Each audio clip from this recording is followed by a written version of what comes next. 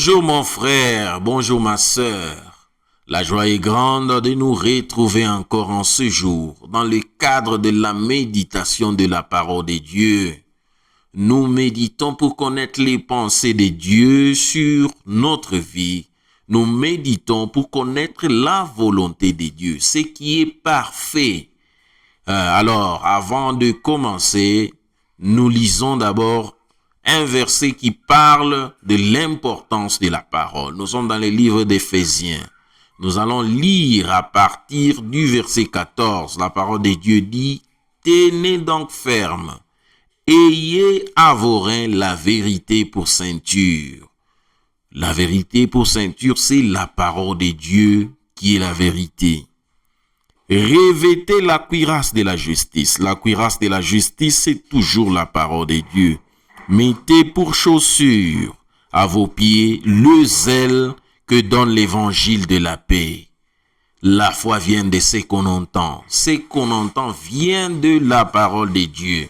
C'est la parole de Dieu qui donne le zèle. C'est la parole de Dieu qui augmente notre foi dans le Seigneur. Prenez par-dessus tout cela le bouclier de la foi avec lequel vous pourrez éteindre tous les traits enflammés du malin. Prenez aussi les casques du salut et l'épée d'esprit qui est la parole de Dieu. La Bible dit « Tenez donc ferme ». Pour tenir ferme, il faut avoir la puissance et l'autorité de la parole pour tenir ferme face aux ruses du diable. Jésus, dans le livre de Matthieu 4, a résisté à cause de la parole, la puissance et l'autorité de la parole. Et aujourd'hui, nous continuons avec la méditation sur la prière. Aujourd'hui, je nous ramène la prière d'Élie face au prophète de Baal. Élie pria et dit, « Éternel, ô Dieu, que l'on sache que c'est toi qui es Dieu en Israël.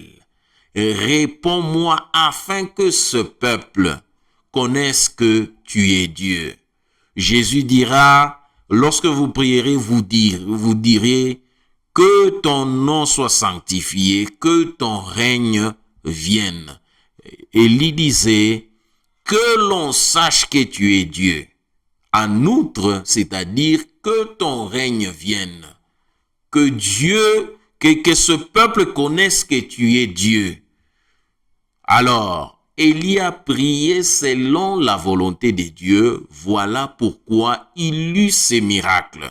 Parce que si nous voulons analyser avec l'intelligence humaine, cet événement, c'est inexplicable qu'on ait versé de l'eau 3 fois sur une chose et il y a de l'eau qui traînait tout autour dans les tranchées.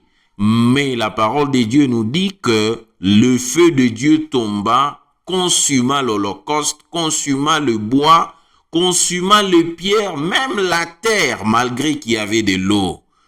Alors, je voulais nous dire que au moyen de la foi, toute chose est possible si nous prions selon la volonté de Dieu. Le livre de Jacques nous dit que vous priez et vous ne recevez pas parce que vous priez mal dans le but de satisfaire vos besoins. Alors, nous devons prier selon la volonté de Dieu. Restons dans le « que ton règne vienne ». Merci, c'était votre frère Dieu béni Kadima. Amen. Dieu nous bénisse. Seigneur, nous voici dans ta présence. Nous voici dans ta présence.